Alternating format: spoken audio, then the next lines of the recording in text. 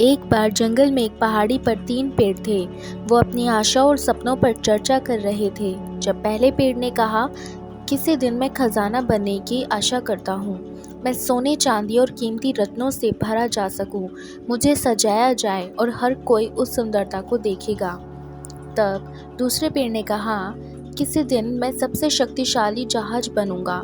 मैं राजाओं और रानियों को जल के पार ले जाऊंगा और दुनिया के कोने कोने में जाऊंगा। अंत में तीसरे पेड़ ने कहा, मैं जंगल का सबसे ऊंचा और सीधा पेड़ बनना चाहता हूँ। लोग मुझे पहाड़ी की चोटी पर देखेंगे और मेरी शाखाओं की ओर देखेंगे और स्वर्ग और ईश्वर के बारे में सोचेंगे और मैं उनके कितने करीब पहुंचूंगा।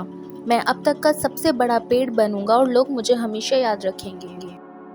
कुछ वर्षों की प्रार्थना के बाद लकड़ी काटने वालों का एक समूह पेड़ों के पास आ गया। जब कोई पहले पेड़ पर आया तो उसने कहा, यह एक मजबूत पेड़ की तरह दिखता है। मुझे इसे एक बढ़ई को बेचना चाहिए। पेड़ खुश था क्योंकि वो जानता था कि बढ़ई उसे खजाने का डिब्बा बनाएगा। दूसरे पेड़ पर लकड़हारे ने कहा, यह मजबूत पेड़ है, इसे मैं शिपयार्ड को बेचूंगा। दूसरा पेड़ भी खुश था क्योंकि वो जानता कि वह एक शक्तिशाली जहाज बनने की राह पर है। जब लकड़हारे तीसरे पेड़ पर आए तो पेड़ डर गया क्योंकि वह जानता था कि अगर वे उसे काट देंगे तो उसके सपने सच नहीं होंगे। लकड़हारों में से एक ने कहा, मुझे अपने पेड़ से कुछ खास नहीं चाहिए तो इसे मैं लूंगा, और उसने उसे काट दिया। जब पहला पेड़ बढ़ई के पास पहुंचा तो उसे जानवरों के लिए चारे का डिब्बा बनाया गया। फिर उसे खलिहान में रखा गया और घास से भर दिया गया। ये बिल्कुल भी वैसा नहीं था जैसे उसने प्रार्थना की थी। दूसरे पेड़ को काटकर एक छोटी मछली पकड़ने वाली नाव बना दिया गया। एक शक्तिशाली जहाज बनने और राजाओं को ले जाने के उसके सपने का अंत हो गया। तीसरे पेड़ को बड़े बड़े टुकड़ों में काटकर अंधेरे में अकेला छोड़ दिया गया। साल बीतते गए और पेड़ अपने सपनों को भूल गए। फिर एक दिन एक आदमी और औरत खलिहान में आए।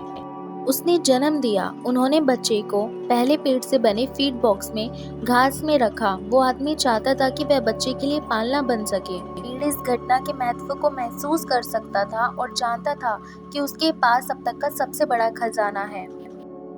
वर्षों बाद पुरुषों का एक समूह दूसरे पेड़ से बनी मछली पकड़ने वाली नाव में सवार हुआ। उनमें से एक थक गया था और सो गया। जब वे पानी पर बाहर थे तो एक बड़ा तूफान उठा। पुरुषों ने सोए हुए आदमी को जगाया और वह खड़ा हुआ और कहा, शांति, और तूफान बंद हो गया। इस समय पेड़ जानता था कि उसने राजाओं के राजा को अपनी नाव में ले लिया है। अंत में कोई आया और तीसरा पेड़ ले गया। इसे सड़कों के बीच से ले जाया गया क्योंकि लोगों ने उस आदमी का मजाक उड़ाया जो इसे लेकर जा रहा था। जब वे रुके तो उस व्यक्ति को पेड़ पर कीलों से ठोका गया और एक पहाड़ी की चोटी पर मरने के लिए हवा में उठा दिया गया।